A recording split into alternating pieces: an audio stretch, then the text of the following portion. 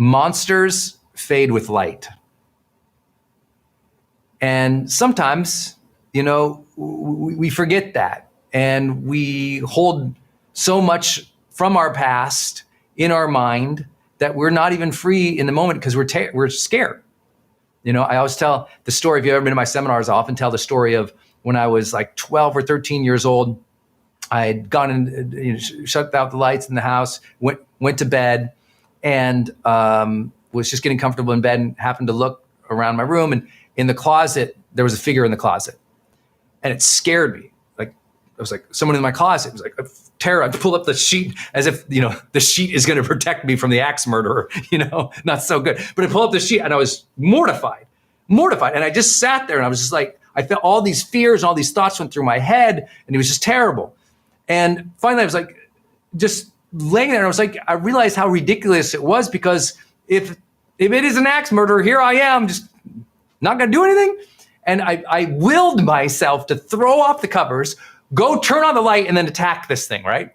And of course, what I see, turn on the light, go to the closet.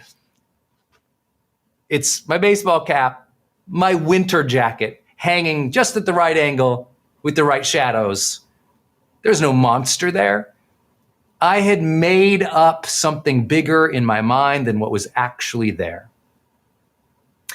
Mental resilience is often about the truth of light being shed on things, sometimes facing it, sometimes finally talking about it, finally sharing about it, finally sitting down with it and looking at what it is. Sometimes it's getting perspective on something. But that mental resilience comes from perspective, going, oh, I thought this thing was big and scary and awful and traumatic and going to be forever. And then mental resilience goes, oh, when I turn the light on it, I recognize, yeah, it wasn't good, but there it is. It's not as big and scary as I thought it was. Or, hey, let me shed some light on it and have a conversation with people, bring out this hurt and share this thing with people. Because you know who becomes really resilient? Communicative people. People who open up their heart, open up their mouth, share with others their experience and their struggles. Because often it's talking through those challenges, demons, villains, monsters, whatever metaphor you want to use. It's in discussion that we other people talk about it and like, that thing's not so scary. Oh, and in processing, I'm understanding my feelings more. Again, this is just why I think it's so important. Most people have never had these tools, and they've never summoned the courage to talk about things. But the people I follow on online, as an example, the influencers who really inspire me, they're often like, here's what I'm going through. They're sharing their struggles, and not as an act to get more likes or followers, but because we know in expression, we discover emotion. We discover that in expression, we can find empathy for our own voice and receive it from others. In expression, we can realize that this thing doesn't have control of us. We get to communicate its meaning. We get to communicate what it is and what it is not in expression. And so I say, monsters often fade with light. I was telling people, don't forget that the light in a dark room only exists because of the dark. But that light grows as you open that door a little bit more. And you're not so closed anymore.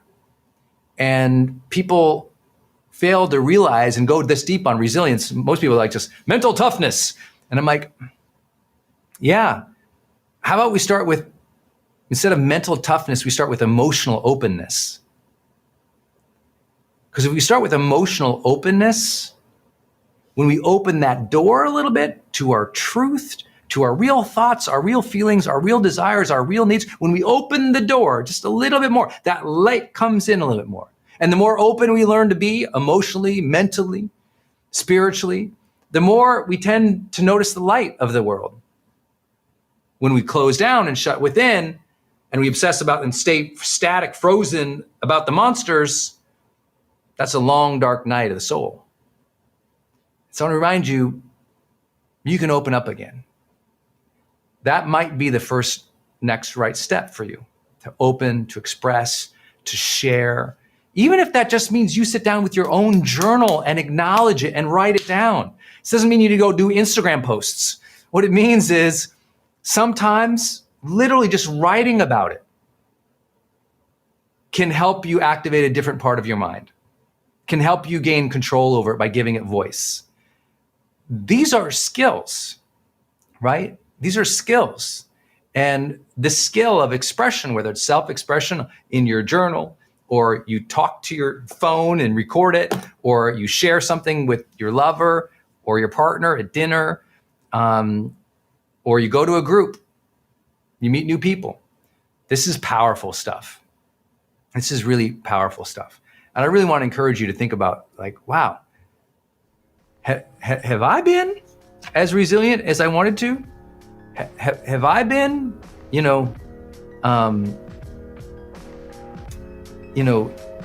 stuck in a room thinking there's bigger monsters out there? Because another part of resilience is that perspective to realize that tomorrow that you're so scared about, it's a baseball cap and a jacket. It's a mental projection. We are the ones who build the vision of fear in the future.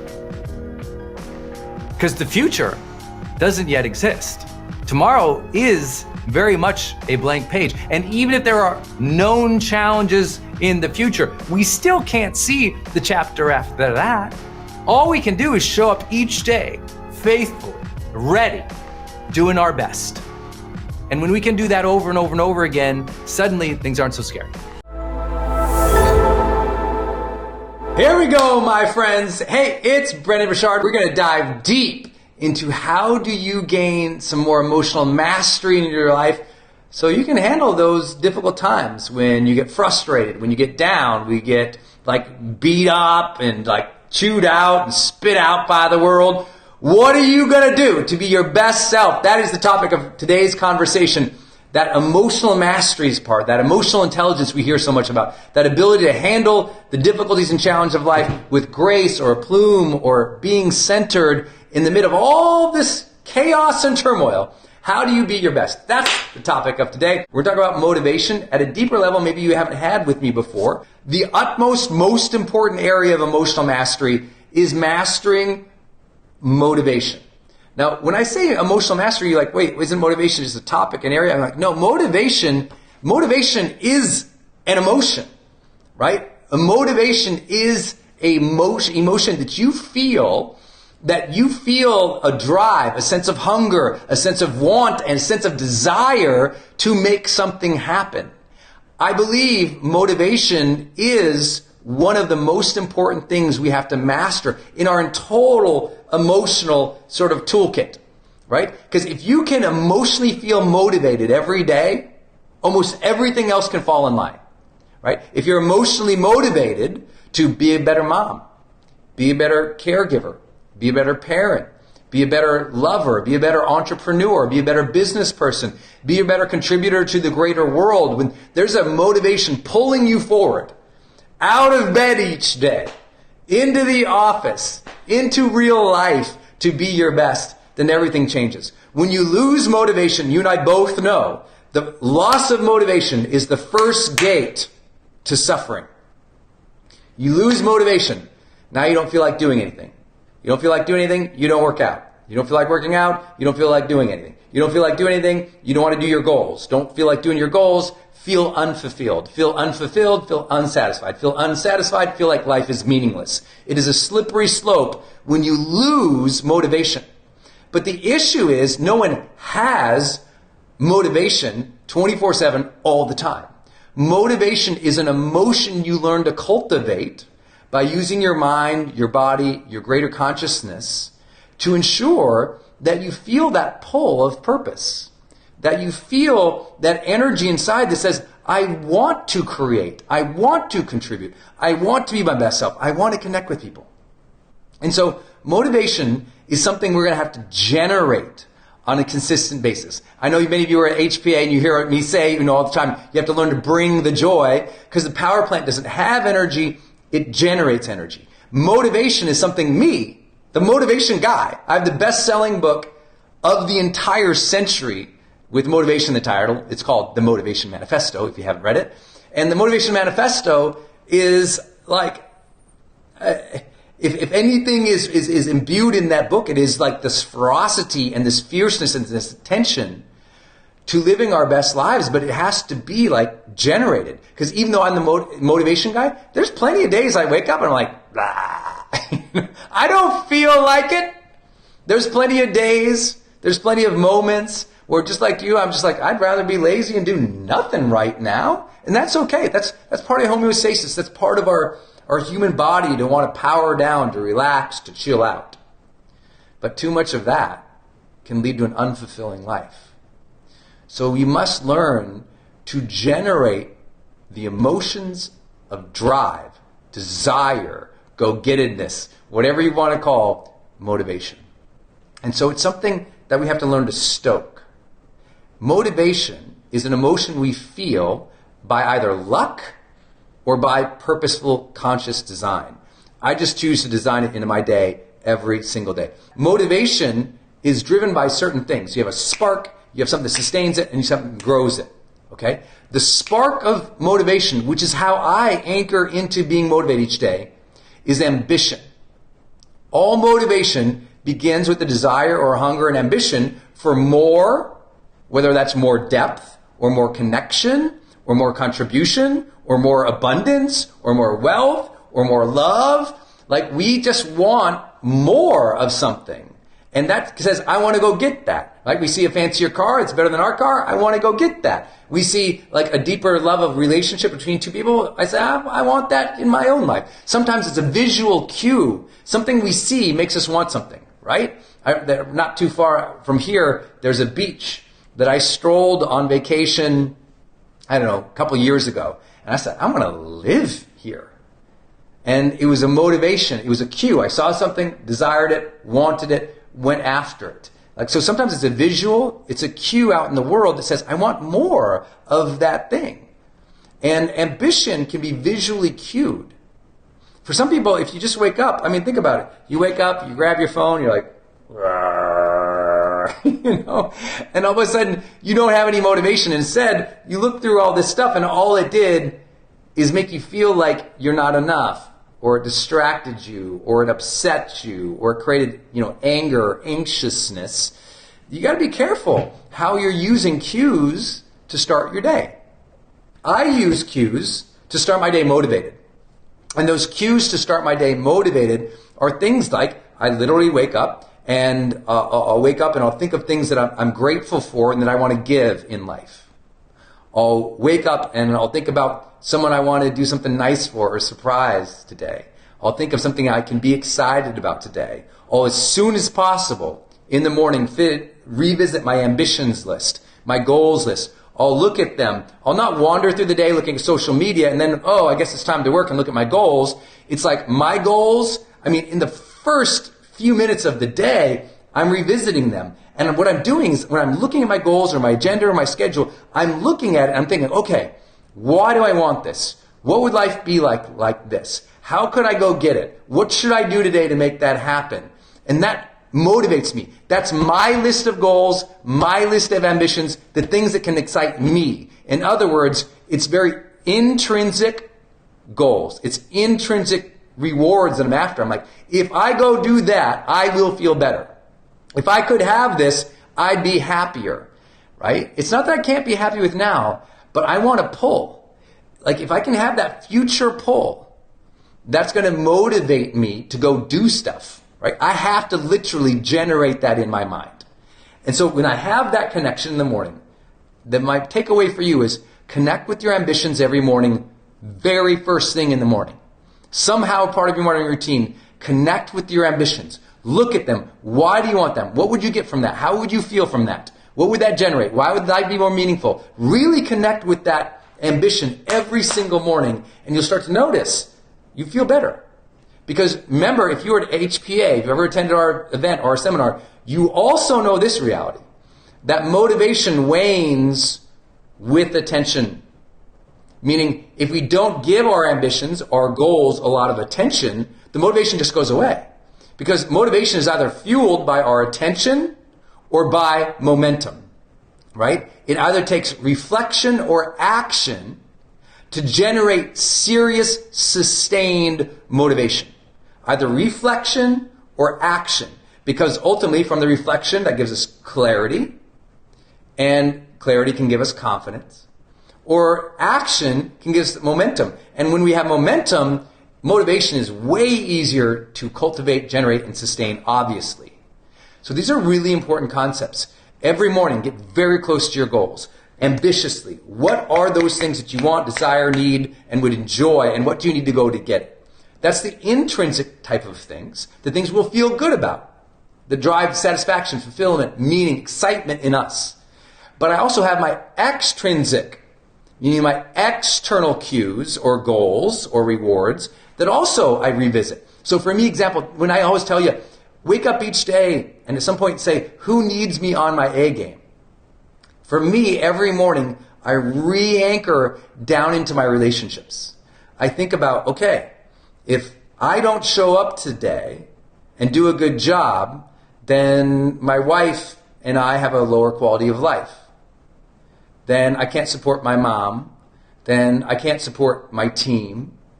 Then all these people who count on me every day for motivation or count on me for leadership or count on me for support, they don't get that from me. And I tap into that reality that if I don't show up for somebody today, then you know what? By the end of the night, I'll feel worse about myself, but also it will impact other people. Because you cannot have real, high-powered mental motivation without a connection to other people. We are social animals, so we have to think about, okay, what should I do?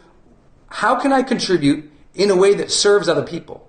So where that internal one is about self and satisfaction and fulfillment and meaning personally, that's tapping into our own passions, desires, wants, and hungers. That external one is ultimately about service, about giving or taking care of or being the caretaker of other people.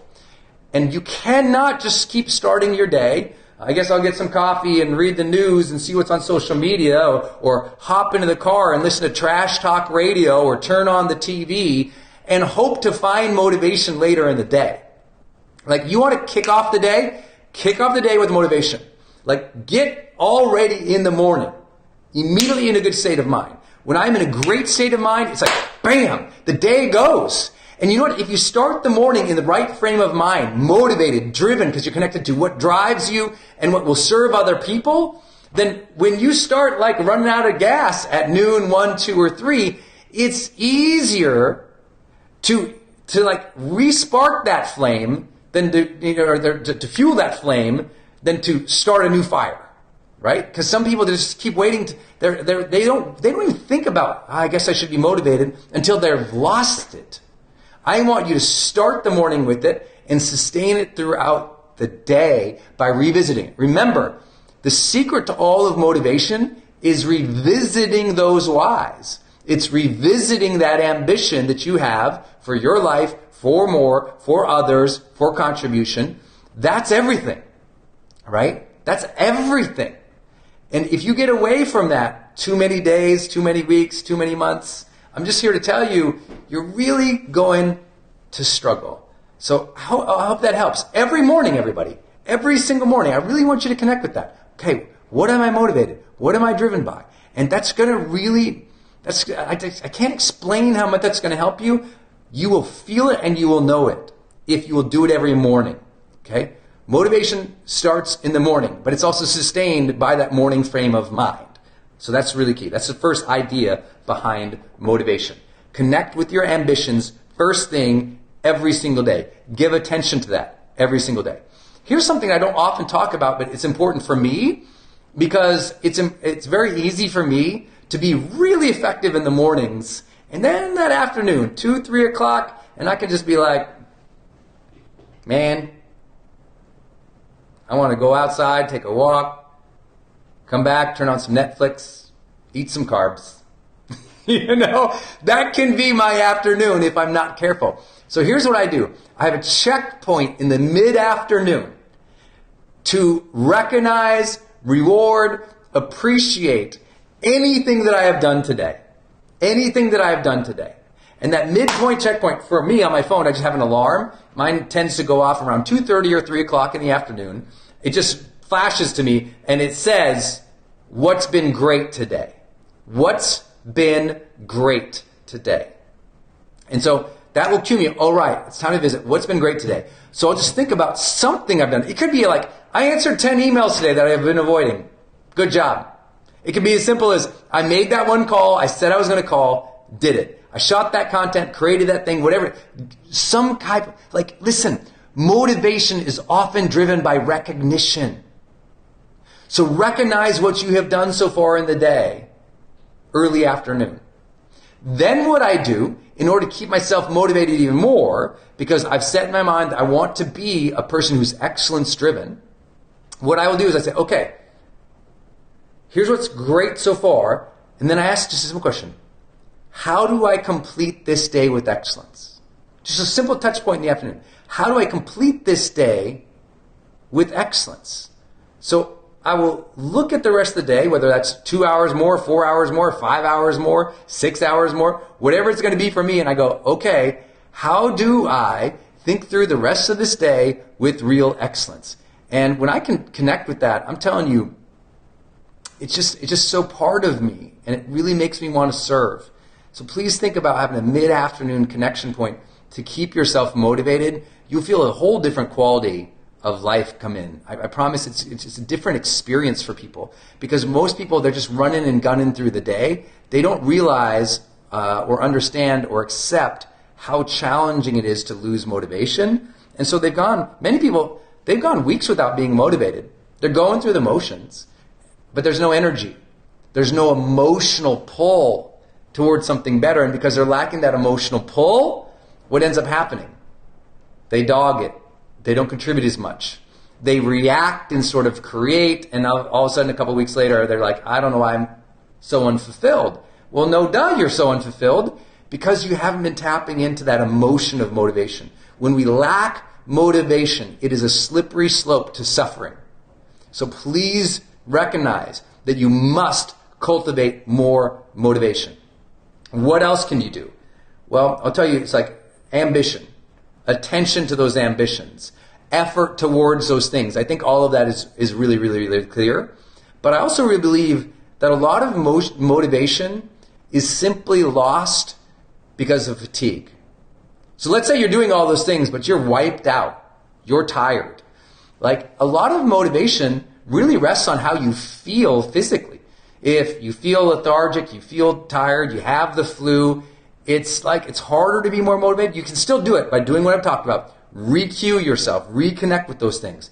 But health-wise, it's really critical for you to say, okay, if I want to be motivated long-term, I need to feel greater levels of mobility and energy in my body.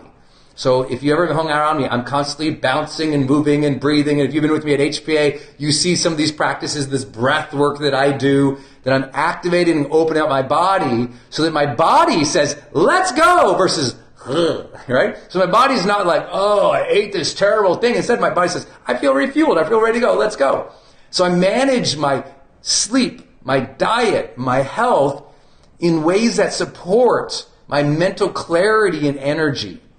And I know that, sometimes people think motivation is just a mental game. I'm like, yes, but your mind and your body are connected. If your body is lethargic, so is your mind, right? That brain-body connection is real, y'all. And I know you know that.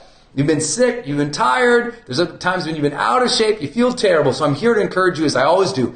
If every single month in High Performance, I have to cheer you on to get in better health, to prioritize your health, to sleep good, to eat well, to move. If I have to do that every single month, I will do that. I will be your champion. I will cheer you on. I want you in excellent health this year. So please hear me cheer that on every single month, because I just know I get you in better health. I get you in better mental health.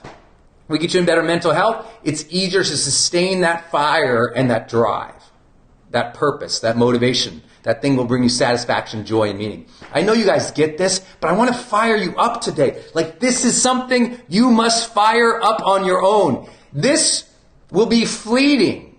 Of course it's fleeting if you never look at it. I tell you all the time, no wonder you're not motivated. You haven't thought about what motivates you in 3 days. Just think about that. No wonder you're not motivated. You haven't thought about what motivates you in 3 days. Every morning, I'm a deep dive in what's going to motivate me. I get excited about it. I look at it, I'm like, okay, let's go. If I didn't do that, I need coffee. So what makes you a great communicator? If you and I have lunch and I walk away and I'm like, wow, she was a great communicator. Why am I going to say that? Usually because you helped elicit my feelings, you helped elicit my goals, and you helped elicit my process. How's it going? Great listeners aren't just reflecting things back to somebody. Great listeners are also helping others share more. And what do people love to share? They love to share things about their life, their passions, their interests. Okay, you can reflect those things back to people. But if you go one level deeper, and you're the person who helps people share their feelings around you, I mean, isn't that funny? The most advanced communication strategy in the world is to elicit emotion more, to ask about their feeling. So when they describe their day, instead of you saying, oh, then what did you do next? That's like procedural. Instead, it's like, oh, how did you feel about that? Some of you guys know I was lucky to work with and know and do business with one of the persons considered one of the great interviewers in history. Two different types of people. With Larry King, is a great friend and mentor, and done work with him, and Oprah Winfrey, great friend and mentor, and done work with her. Both of them are master listeners. Something I learned from Larry that I will never forget, is I was kind of asking him what makes a great interviewer, and he gave me this example of the question.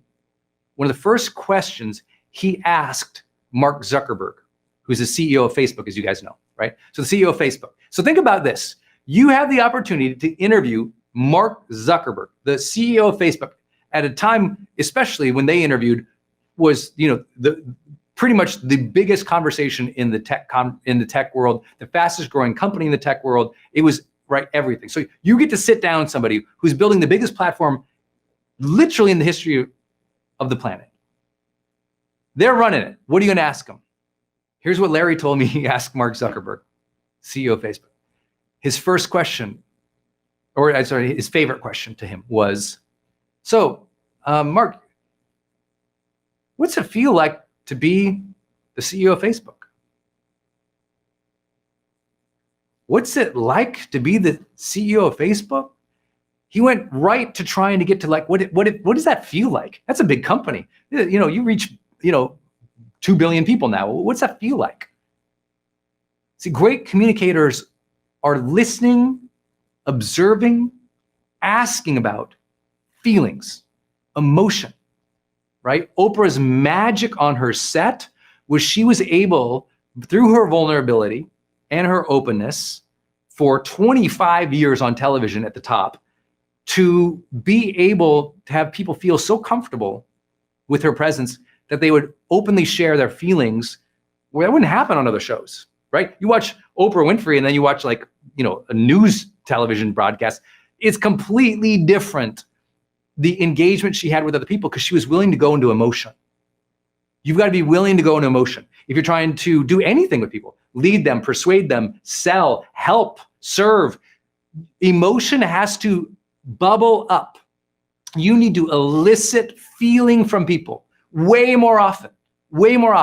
It's not just, hey, honey, how did school go today?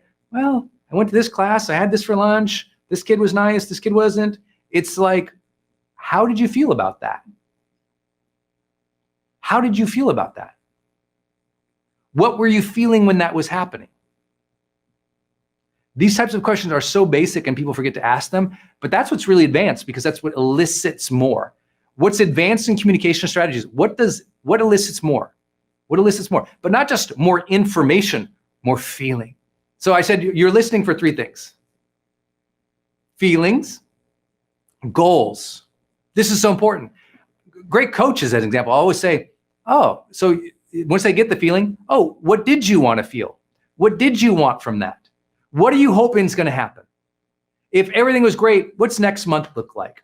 What are you trying to do? What are you trying to do by the end of this month, the end of this year, right? Just getting people to speak about their goals, their desires, their ambition, their hopes, their dreams. Great communicators do that with people. Really great communicators do that. I've been blessed to work with two different US presidents, one Democratic, one Republican. So don't you freak out. And what I noticed in both of them, their ability to have a conversation with people and ask them about their family and what they want for their family. Think about that. The greatest politicians in the world are talking about, this is what you probably want for your family, or asking, what would you like for your family? What do you hope for in your career? What would you like this nation to be like? What would you like this country to be like? That question of, what are our goals here? What are we trying to do here? What do you want? What are you after? That's the questions of great communicators. So I said feelings, goals, and this last place, which is so important, process. Tell me how you did that. What were you thinking through when you were doing that? What did you want when you were doing that? How did that turn out? If you could do it again, what would you do differently? These are process questions, right? Questions about not just how's it going, but how are they feeling, thinking, and experiencing how it is going. Think about this pandemic right now, right? All you gotta do is go, pandemic. How's that going for you? Right? And immediately people start talking at you. Boy, if you've ever wanted to communicate with people, this is the year of talking through how they've managed a pandemic, economic melee, political discourse. It's so easy to engage people in conversation this year, right? Because what do most people usually talk about? How was your commute this morning? How was the weather? But now we have bigger things to talk about, larger concerns. And because of that, it's easier to get conversation going. But a lot of people forget about process. Did you talk with your family about how these last 30 days went for them? How they felt, what they wanted, where they want next month, how they want it to go now? Literally on this conversation, on a walk this morning with my wife, before I even talked about what I was talking about here today, we were just talking about, oh, okay, well, we survived October, right? Okay, got through that, is culturally, economically in the world with the businesses. It's like, great, but what do we want now? We're always kind of recalibrate. How do we want our day to go? We talked about morning routines, or we talked about what we want to learn, and just in a conversation about what do we want it to be like now. Great communicators and great relationships and couples are always talking about that. How do we want to live? What do you want from this life? What do you want from this life? What do we want together? How should we do this journey together? That's process, right?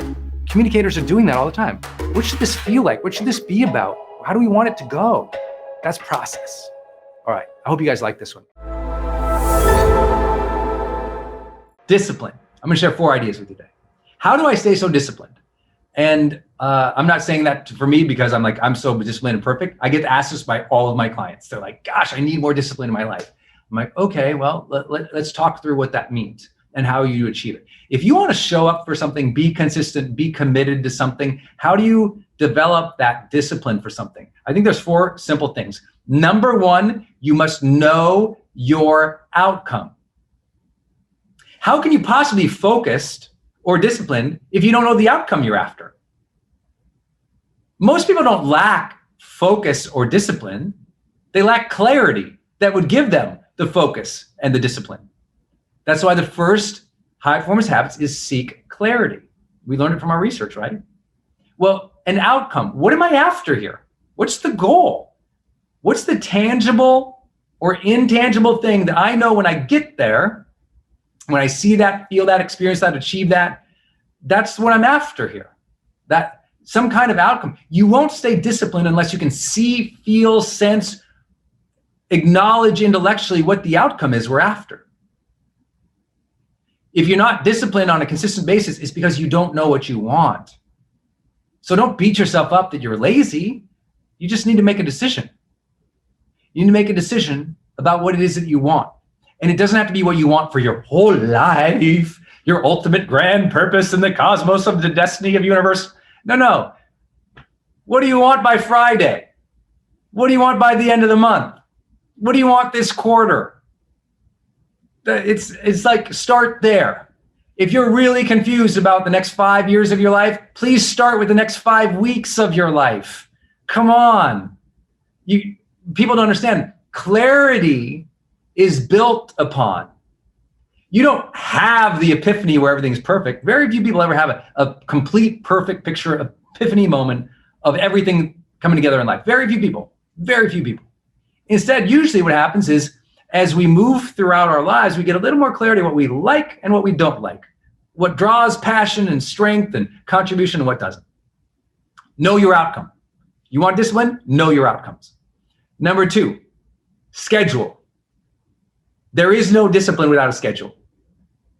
It's so easy. If your calendar doesn't have anything in it the next 6 weeks, don't be mad at yourself for lacking discipline. No one shows up on a day and go, it's discipline day, and has nothing to do. Discipline requires the schedule. So fill out your schedule, work the schedule. Fill out the schedule, work the schedule. Fill out the schedule, work. As you fill out your schedule and you work the schedule, you get more self-trust.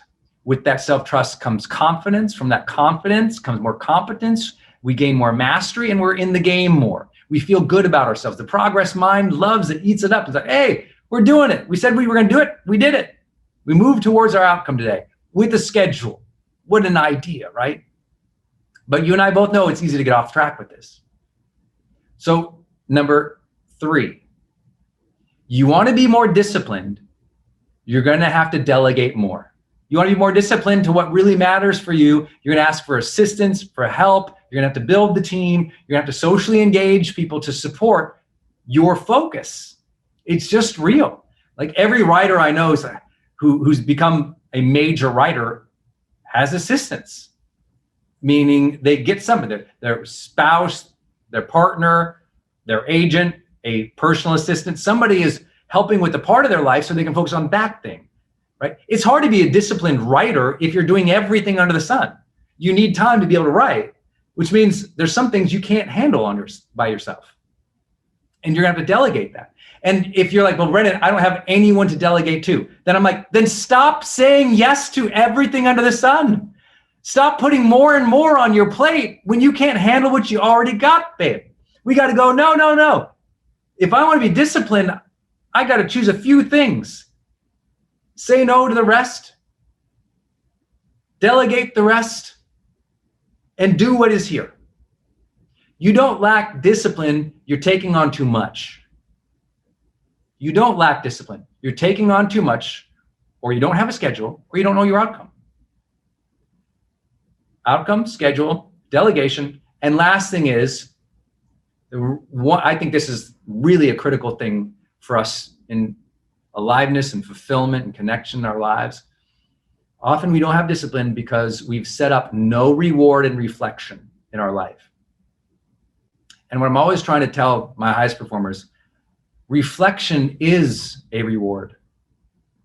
Reflection, it's a reward. Like sitting down and allowing your processing mind to think of all that you've been through and how beautiful it was and how grateful you are for it.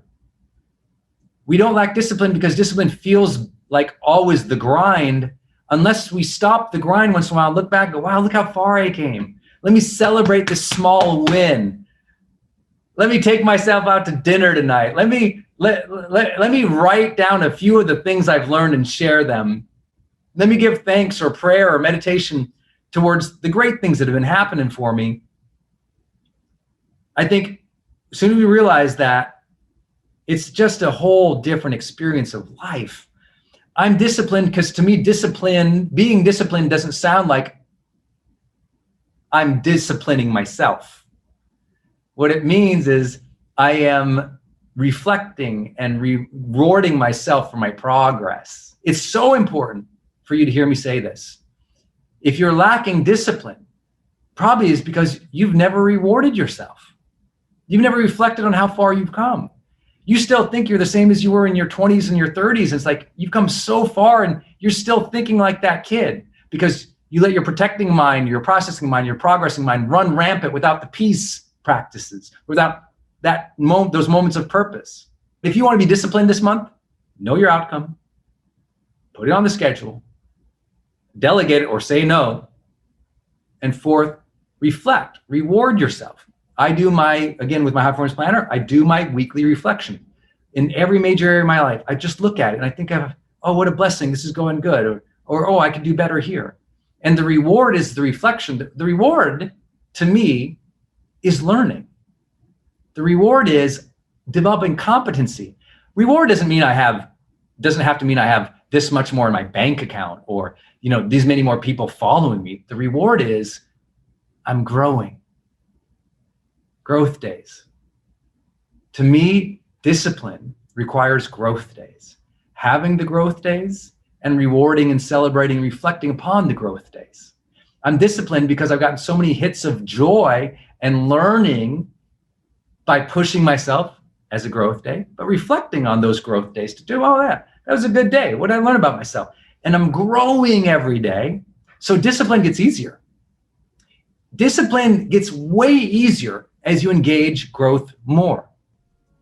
Discipline gets hard when you went a season without even thinking about yourself, taking care of yourself, not sleeping, poisoning your body, not engaging in personal development, instead of just engaging everybody's dramas. And now you're exhausted. You know when it's hard to be disciplined? When you're exhausted. So you take care of yourself. You recognize it. You reward it. You delegate it or say no. All of these things I hope will help you have an awesome March. Hey everybody, it's Brendon Burchard. Welcome to a special edition of Growth Day. I'm really excited to talk about this month's topic, which is how do you create remarkable and long-lasting friendships? And I'm talking about the kind of friendships that you love, the friendships that bring you alive, that bring you that connection, that help life feel more even meaningful, that help you progress and feel supported, help you be seen, help you feel a true connection with not just others, but with humanity, because the people around you are awesome. And when the people around you are awesome, you feel better about life. But we also went through this crazy last 18 months where so many people were isolated, where we had so much turmoil, so much conflict, so much in just uncertainty and fear in the world, where I really believe friendships really elevated, and you could see whether or not you had great friends throughout this pandemic or you didn't. You were able to see whether or not you got the support that you needed, whether or not you were able to maintain your sense of vibrancy in some of those times of aloneness, whether or not you had people who cheered you on when you decided to make a transition, start something new, or the kids left the house, or you got sick, or something was going on that was difficult in your life. We look to our friends. And I think that this is a very undervalued conversation in mental health. So much about the mental health conversation is appropriately about self-awareness, it's about mindfulness, it's about taking care of our stressors, and a lot of it is that solo work that we all have to do for self-mastery. But I can tell you that the great universities of the world, the psychology department is right near the sociology department because they go together. Like, we are social beings. And when you lose that social connection with the world, which usually starts through lack of disciplined habits with your friends, then suddenly life loses its color. And I think this is so important. You're going to hear me talk about friendship today in a way you probably haven't heard before, very much from what we would call a high-performance psychology perspective. And I think you're going to love this. So if you've been struggling with friendships in your lifetime, not either having enough friends or not having the quality of friends that you've always wanted, this is a serious conversation today. I can't imagine a time, at least in my life so far, where friendships were so incredibly important. I get to share some of the things that really have worked, not just in my life and my friendships, but in studying this work deeply over the years, in recognizing how many people are entrepreneurs, high achievers, people who are trying to make great impact in the world. You're here today, and sometimes that journey can feel very lonely, or when you get to the top, it can feel lonely, they say, and I'm like, I kind of believe what my friend Brian Tracy and mentor said to me one time. He said, if it's lonely at the top, you did it wrong. I thought, woo, that's good. That's good, because maybe sometimes we value today progress. We value today getting things done. We value that top mountain of achievement. And then we look around and go, oh, nobody really knows me. I don't feel a connection to others. Yeah, I got the thing, the house, the car, the bank account, the accolades, the Instagram page, and all of a sudden, though, something's missing. And friendship is one of the greatest vehicles to the real psychology of well-being that we talk about here at GrowthDay. And I'm going to share with you a secret today, just a simple phrase. You're going to go, oh my gosh, that's why my friendships aren't going right. So you're going to love this session. I say that triangle, right, of well-being that we talk about GrowthDay. Aliveness is one of the things we all want after we had everything else, right? Another thing we want is connection. We're not after casual friendships here today. We're at like, how do I create authentic, deep, trusting, vulnerable, fun, real relationships? Because how many of you have ever had friendships that turned out to be fake? You thought you had a good friendship and that thing turned out to be not so good or poisonous, or, you know, somebody like they weren't loyal to you as a friend, or they lied to you, or, you know, something went wrong. You thought, what? How could that happen in that relationship? And I always tell, like, friendships are a science of relationship, right? It's about how you create relationship with others. And I'm going to give you, again, a phrase that will really help you with this today. And then if it's true that we want aliveness and connection, this triangle, another thing that we want is meaning. Well, meaning isn't achieved just by living your purpose each day in your own head. Meaning is achieved through a social relationship network. My sense of meaning is, do I feel connected to the world? And the world isn't an abstract thing. It's not like I feel connected to the oak tree. It's like, no, I mean, did you make your difference in the world? That's going to be served and answered through your social impact, your relationships with others. And I have to tell you, I've been coaching people for 20 years of my life now, and a lot of people have one friend. You know, in the United States, unfortunately, the number of people with 3 good friends has declined over the decades. You're like, 3 good friends? Oh, we got to talk about that, because some people stumble into friendships or hope for friendships. Just like some people hope to have a loving relationship. Just like some people hope to have a good job. Just like some people hope that, you know, they get healthier. And then there's strivers who take life a little bit by the reins and say, no, let me architect that, let me build that. And I'll give you my own examples today of where I sucked at friendships. And I had to learn, how do you do them? And how do you create them? And once you know how to create and craft them, life really opens up for you. And it becomes not just more alive and connected, but more meaningful. Like a sense of meaning happens when we have a tapestry of social relationships that are real and impactful. And then, of course, in the middle of that triangle, you always see me draw out growth.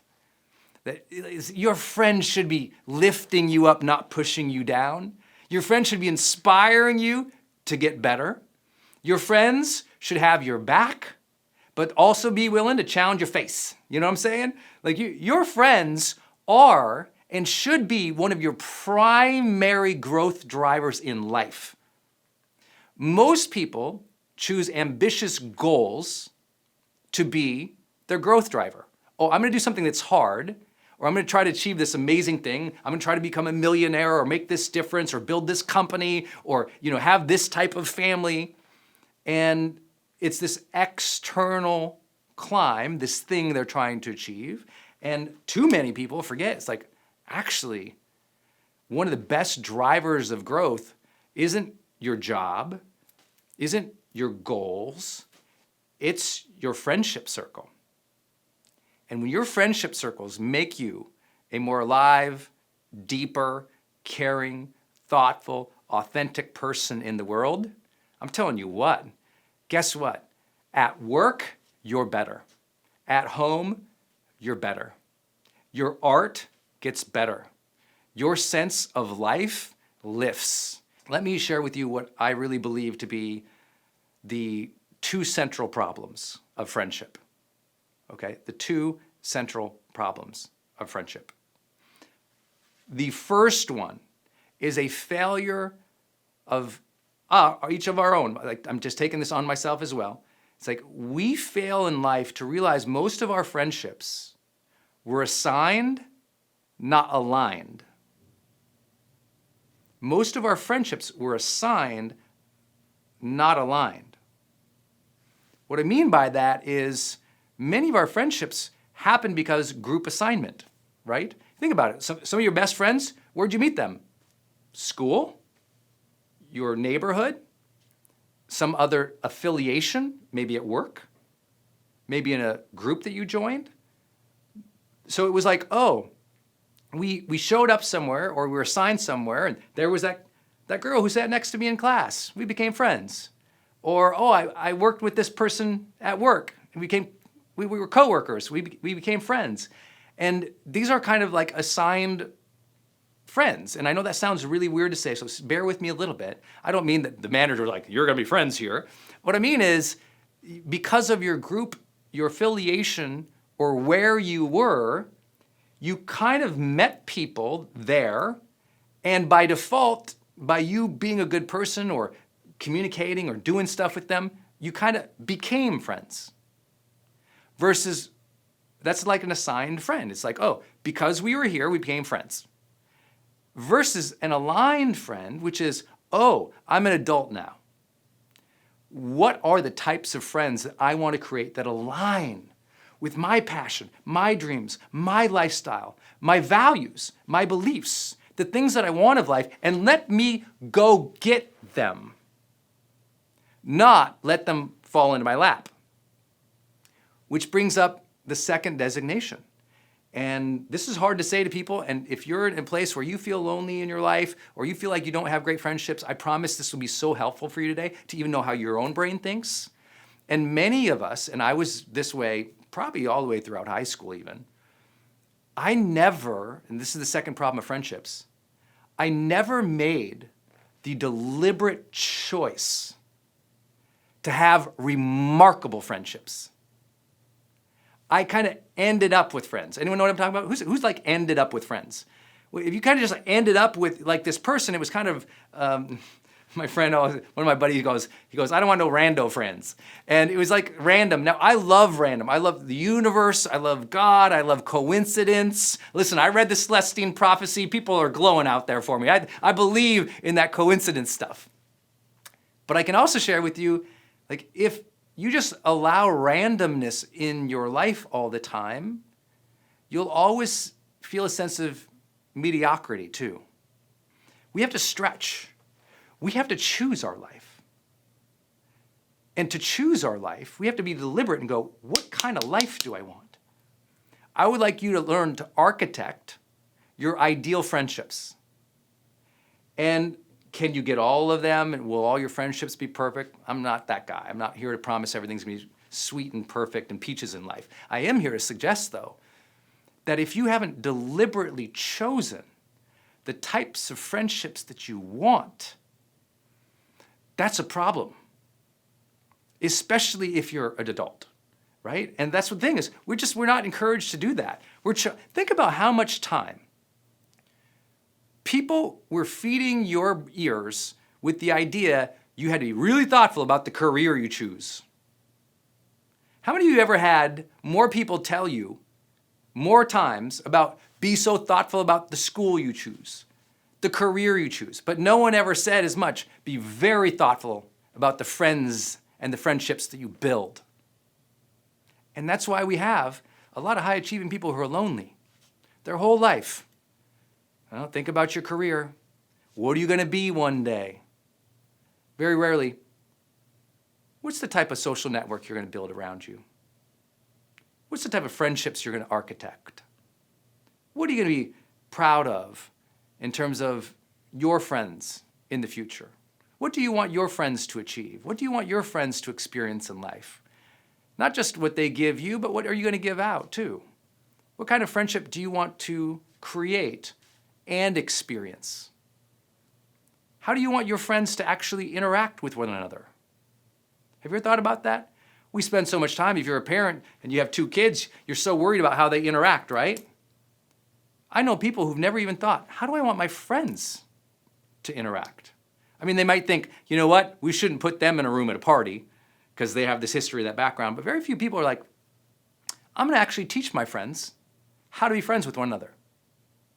Now, I know some of you might be like, this guy sounds like a control freak. I'm like, I am, but I'm a happy one. You know what I'm saying? I think this is such an important area to architect. Most friends have never talked about how to be friends. They just go, you want to go to lunch? They go to lunch. They talk about the weather, the waiter, the food, what's going on. They leave.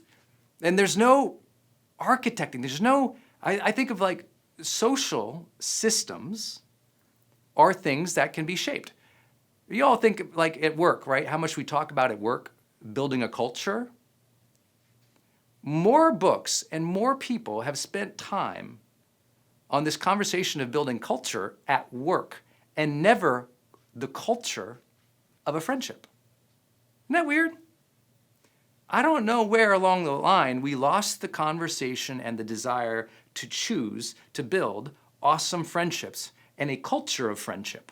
Meaning not just friends. Most people think of, I want a friend, right? When you're in high school, you just want a friend, right? You just like, at least I was like, can I get one? You know, it's like, you worry about having friendships when you grow up. And usually that means you think, and we're all trained this way, especially in Western cultures. We're taught to have a friend, and we think in a very individualistic mode. I and this person are in relationship, and then you have another friend. I and this person are in relationship. And maybe you go out and you try to get them together, and we have a party. But even at the party, it's individual nodes, me, that friend, and this friend. And I don't get trained as I'm getting older to think as a systems social architect. Oh, wow, look at all these nodes, if you will, these friends. If I like each of these people and I have a relationship with each of these people, why don't, in some way, I weave them together and create a tapestry of friendship where I'm actually connecting the dots and creating a culture of friendship? See, we don't think like that, do we? I was a very kind of solitary child. I was kind of in my own little world. I don't know about you all, but I was definitely, I would be like an introverted kind of child. I kind of kept to myself. I like to play with my toys kind of by myself. In elementary school, from what I can remember, I was kind of solo, Brendon. I didn't see social systems, right? I was in a class with kids and a teacher, and I had a relationship with the teacher, and I had a relationship with this person or that person or not, but I couldn't see the class. I couldn't say, oh, like this group is kind of like this. Instead, it was just like, she likes me or she doesn't. Teachers like that. I didn't see the system. Today, I'd like you to try to see the system a little bit. See the system of the friendships you've built in your life. See the system at play at work. See the system of your culture or your nonprofit or your company. When you can start seeing a bigger picture and get out of your head a little bit, now something happens. There's connection, there's community. See, everyone says, I want community. I'm like, well, you can't be an individualistic person in the community forever. You have to elevate to seeing the system. If you'll never be a community member or an effective one or a helpful one if you can't get out of your head. Well, I'm saying that not as judgment to you, that was me. So there's no judgment here. If you don't have friends, I'm telling you that my story too. I was a solo person. I was in my own head. I couldn't see the class. I couldn't see the system. And so I felt apart. And because I felt apart and I couldn't see what was happening and I didn't know how to engage, I was lonely.